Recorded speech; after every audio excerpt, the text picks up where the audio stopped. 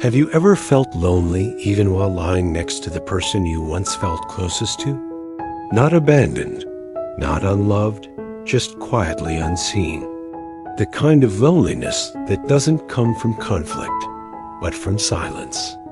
From days that pass smoothly on the surface, while something underneath slowly drifts out of reach. Akane's life looks, from the outside, like something many people would admire.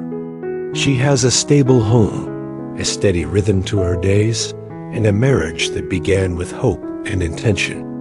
Long before reality set in, she carried a clear image of what married life would feel like: warm evenings, shared conversations, a sense of growing together. Not perfection, but presence. Not constant happiness, but emotional safety. Masaki, her husband, is not a distant man by nature. He is diligent, responsible, and deeply committed to his work. As the demands of his career grow heavier, his attention narrows. Time becomes something to manage rather than something to share. He doesn't stop caring. He simply assumes that stability is enough. That love, once established, can sustain itself without daily nourishment. Akane doesn't confront this change right away. At first, she adjusts. She tells herself that this phase will pass, that pressure is temporary, that understanding means being patient. But patience, when stretched too thin, can quietly turn into self-erasure. Meals are eaten together in silence. Conversations become logistical. Even moments of rest feel oddly empty, as if something essential has stepped out of the room. What makes Akane's experience so human is not her pain, but her confusion about it. She doesn't feel justified in calling it unhappiness. Nothing is overtly wrong. There are no raised voices, no dramatic turning points. And yet, a subtle ache follows her through her days, a sense that she is slowly becoming a background character in her own life.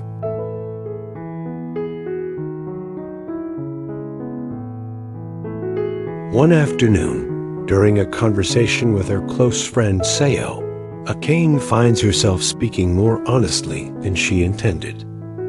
Not with accusations, but with questions. Why does emotional distance hurt more than open conflict? Why does feeling ignored feel heavier than being disagreed with?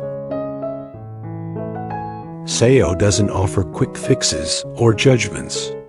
Instead, she offers perspective about communication, about emotional responsibility, about the quiet ways people lose connection without meaning to. That conversation doesn't solve anything immediately, but it does something more important.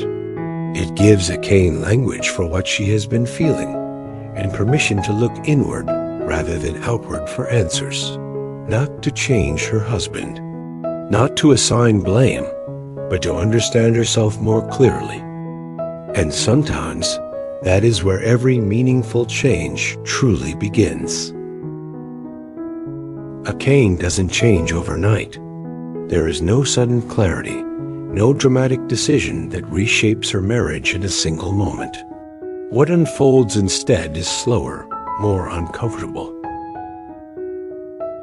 Once she becomes aware of the distance she feels, she can no longer ignore it. The silence that once blended into the background now has weight. It follows her into quiet mornings and long evenings, asking questions she doesn't yet know how to answer. Masaki, meanwhile, remains largely unaware of this inner shift. From his perspective, life is demanding but functional. He believes he is doing what is required of him, providing stability, meeting expectations, keeping things from falling apart. Psychologically, this is a common pattern. When people are under sustained pressure, their focus narrows. Emotional attunement is often the first thing to fade, not because of indifference, but because attention is finite. Masaki isn't choosing distance. He is prioritizing survival in the way he knows how. Akane's struggle lies in how she responds to that distance. She begins by trying to adapt herself to it. She lowers her expectations, tells herself she is being too sensitive, too needy. This internal negotiation is subtle but costly. Each time she dismisses her own emotional needs, she reinforces the idea that they are unreasonable. Over time, this creates a quiet form of resentment, not toward Misaka, but toward herself for wanting more. Akane finds herself performing the role of a good partner while feeling increasingly disconnected from her own inner life. There are moments when she considers speaking up, but hesitation stops her. She worries about adding to Masaki's stress, about being misunderstood, about appearing ungrateful. These fears are not irrational. They are rooted in empathy, but empathy without boundaries can become self-silencing. Seo's words begin to echo during these moments, not as instructions, but as gentle questions. What if communication isn't about demanding change, but about revealing truth? What if nurturing a relationship doesn't start with fixing the other person, but with understanding one's own emotional patterns? These ideas unsettle Akane because they suggest responsibility without blame, agency without control. The tension grows not through arguments, but through contrast, between who Akane is outwardly and what she feels inwardly, between the marriage she is maintaining and the connection she longs for. This is the core of her struggle, not a failing relationship, but an unexamined emotional gap. And as that gap becomes clearer, Akane stands at a quiet crossroads. Continue adapting herself into invisibility, or begin the harder work of turning toward her own emotional truth, even if she doesn't yet know where it will lead. The turning point doesn't arrive through confrontation or dramatic confession. It comes quietly in a moment of stillness, when Akane realizes she has been present in her marriage, but absent from herself. Sitting beside Masaki, she feels not anger, but clarity, the kind that appears when self-betrayal ends. She understands that her loneliness is not only about his emotional distance, but about how long she has ignored her own inner voice.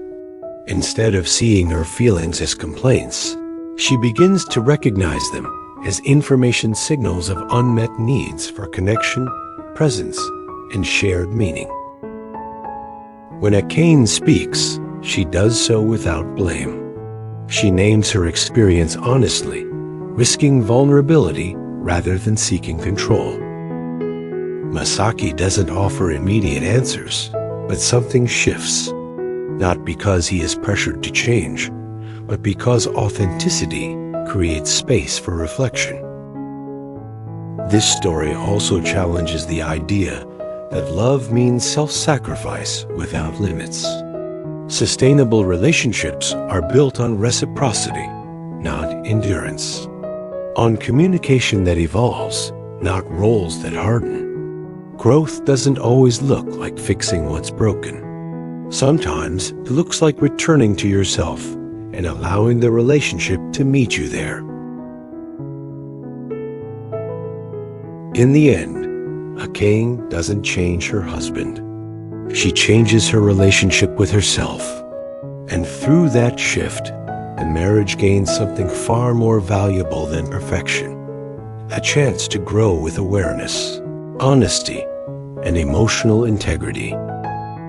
If this story resonated with you, take a moment to pause and reflect on your own relationships. If you found value in this kind of thoughtful, human-centered storytelling, consider liking the video to help it reach others who may need it. Subscribe to the channel for more stories that explore psychology, relationships, and personal growth with honesty and care. And if you feel comfortable, share your thoughts in the comments sometimes. Being heard is the first step toward real connection.